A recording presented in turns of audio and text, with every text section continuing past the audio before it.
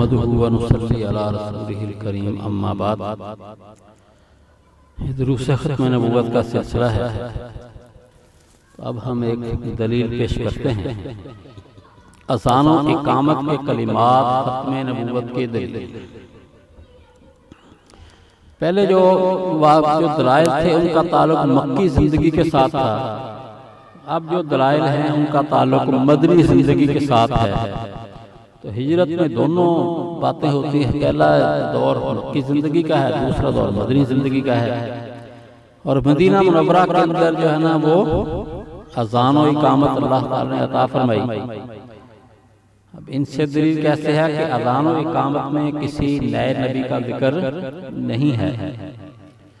اب اگر یہ کہا جائے کہ پہلے انبیاء کا ذکر بھی تو اذان و اقامت میں نہیں ہے، کہ پہلے انبیاء کا تو ہم نبی علیہ السلام کے کہنے سے مانتے ہیں، کہ بعد والے کے تو کیسے مان لیں، ان کی تو آپ نے نفی کی۔ ہجرت کے پہلے سال ایک صحابی حضرت عبداللہ بن زید بن عبد ربہ رضی اللہ تعالیٰ عنہ، ان کو خواب میں اذان و اقامت سکھائی گئی۔ آپ نے فرمایا یہ خواب سچا ہے۔ انہوں نے حضرت بلال کو اذان سکھائی، اور کون نہیں جانتا کہ اذان و اقامت میں یہ کلمات کہے جاتے ہیں، اشہد ان لا الہ الا اللہ اشہد ان محمد رسول اللہ۔ اب اس کے لیے ہمیں حوالے کی تو ضرورت نہیں، اس لیے کہ یہ سب مسلمان ہی جانتے ہیں، عرب میں بھی پڑھتے ہیں، عجم میں بھی ہیں، پاکستان میں ہے، ہندوستان میں ہے، روس چلے جاؤ وہاں بھی یہی اذان ہے، افریقہ چلے جاؤ وہاں بھی یہی اذان ہے۔ لیکن پھر بھی حوالہ اس کا ذہن میں رکھیں کہ ابو داؤد جو مکتبہ رحمانیہ لاہور کی ہے، اس کی جلد 1 صفحہ 83 سے صفحہ 86 تک اذان کی یہ حدیثیں موجود ہیں۔ اور جو محمد محی الدین عبد الحمید جو مصر کے عالم ہیں، انہوں نے جو ابو داؤد شریف ہے ان کی تحقیق کے ساتھ ہے، اس کی جلد 1 صفحہ 134 تا 140 میں یہ حدیث موجود ہے۔ تو اس کے اندر یہ روایات ہیں کہ جن میں اذان میں ان کلمات کو کہنے کا ذکر موجود ہے۔ اگلی بات یہ اذان و اقامت کے ساتھ پوری دنیا میں اللہ تعالیٰ کی توحید اور نبی کریم صلی اللہ علیہ وسلم کی رسالت کا اعلان ہو رہا ہے۔ اگلی ایک عجیب نکتہ ہے کہ مسلمہ کذاب بھی یہی اذان دلواتا تھا۔ تاریخ طبری جلد 2 صفحہ 283 اور مفتی محمد شفیع رحمۃ اللہ علیہ کی جو کتاب معارف القرآن ہے، اس کے اندر جلد 2 صفحہ 522 میں یہ بات موجود ہے کہ مرزا قادیانی بھی یعنی وہ مسلمہ کذاب بھی یہی اذان دلواتا تھا جس میں اشہد ان محمد رسول اللہ تھا۔ اچھا، اگر کسی نئے نبی کو آنا ہوتا تو اللہ تعالیٰ ایسی اذان کو نہ پھیلنے دیتا جس میں آنے والے نبی کا ذکر ہی نہیں۔ یہ بات ہے کہ نبی نیا آ گیا مگر اذان وہی چل رہی ہے، پھر اللہ تعالیٰ اس اذان کو پھیلنا دیتا ہے۔ اگر اللہ نے اس کو یعنی کسی اور کو نبی بنایا ہوتا اس کے نام کی اذان بھی دے دیتا۔ اگر مثلا قادیانی نبی ہوتا تو مسلمانوں کے پاس اس کی اذان بھی تو آ جاتی۔ کتنی عجیب بات ہے کہ مرزائیوں کے چینل سے بھی جو اذان ہوتی ہے اس میں اشہد ان محمد رسول اللہ ہے، قادیانی کا نام نہیں۔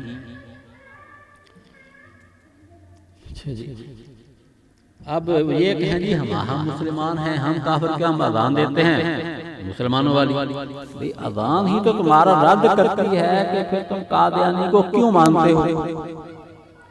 مسلمانوں اذان دیتے وقت ختم نبوت کے عقیدے کو پھیلانے کی نیت کر لو، اور مرزائیت کی کو رد کرنے تردید کی بھی تو زیادہ ثواب پاؤ گے۔ کتنے خوش نصیب ہیں وہ مسلمان جو عقیدہ ختم نبوت کے ساتھ اذان دیتے ہیں۔ اس کو سمجھیے بات، ایک واقعہ سے آپ کو بات سمجھ آ جائے گی انشاءاللہ۔ ہمارے ایک دوست بتا رہے تھے کہ سید اللہ شاہ صاحب بخاری رحمۃ اللہ علیہ نے جو مفتی حسن صاحب تھے جنہوں نے لاہور جامعہ اشرفیہ بنایا تھا، تو وہ بزرگ سے زیادہ عطا اللہ شاہ صاحب بخاری بھی ان کا ادب کرتے تھے. ان سے درخواست کی کہ میرا دل چاہتا ہے کہ جب اذان ہو نا اشہد ان محمد رسول اللہ تو اس کے بعد کہہ دیا جائے لا نبی بعدہ، کہ میں گواہی دیتا ہوں کہ محمد اللہ کے رسول ہیں، ان کے بعد کوئی نبی نہیں. تو مفتی حسن صاحب فرمانے لگے کہ نیت تو ٹھیک ہے لیکن یہ بدعت ہو جائے گی. تو ہم نے اس کا حل اس کے اندر موجود ہے. وہ کیا کہ جب اذان میں کسی اور نبی کا ذکر ہی نہیں تو پھر ختم نبوت کی دلیل بن گئی لا نبی بعدہ کہنے کی ضرورت ہی نہیں.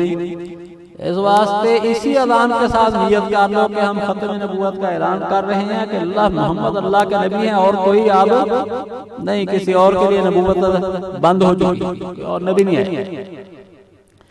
تو اذان دیتے وقت ختم نبوت کے عقیدے کو پھیلانے کی اور مرزائیت کی تردید کی نیت بھی کرو گے تو زیادہ ثواب پاؤ گے. لیکن الفاظ نہیں بڑھانے، نیت کر لو. کتنے خوش نصیب ہیں وہ مسلمان جو عقیدہ ختم نبوت کے ساتھ اذان دیتے ہیں. اور ظاہر ہے کہ جو مسلمان بھی اذان دیتا ہے اس کی نیت تو یہی ہے نا کہ نبی علیہ السلام اللہ کے آخری نبی ہیں. جو آخر نہیں مانتا وہ مسلمان ہی نہیں ہے. یا رب صلی وسلم دائما ابدا علی حبیبک خیر الخلق کلہم. شیخ ملاحظہ فرمائیں اذانوں میں ہی کر لے غور اے انکار یہ خاتم، ہر ایک مسلم سنا دے گا اقامت اور ادا فرفر. ہیں کئی صدیاں گزرنے پر بھی دنیا میں گونج ان کی ہے اعلان ان میں واضح تر محمد کی رسالت کا ذکر. اگر آنا کسی دیگر نبی نے ہوتا ان کے بعد خدا ایسی اذانیں پھیل نہیں دیتا نہ یوں گھر گھر، یا پھر اس نئے نبی کا نام بھی شامل کیا ہوتا اذانوں میں کہ جن کی گونج پر نازا ہے بحر و بر. نبوت کے جو دائی تم سے پہلے تھے اے مرزائی، اذانیں ان کی یہی تھی ذرا دیکھ معارف پر. معارف القرآن میں لکھا ہے کہ مسلمان کذاب یہی اذان دلواتا تھا. اے مرزائی چینل کی آوازیں ہی ذرا سن لو، محمد کا ذکر ہے ذکر مرزا، محمد کا ذکر ہے ذکر مرزا ہے نہیں کیوں کر. اے مرزا کو محمد پر فضیلت دینے والے سن، نہ مانے گا تو پکڑے گی اذان تجھ کو سرے محشر. اذان تیرے خلاف حجت ہوگی. محمد پر خدا کی رحمتیں بے حد پہم ہوں، خدا کی ساری مخلوقات وہ سب سے ہیں بہتر.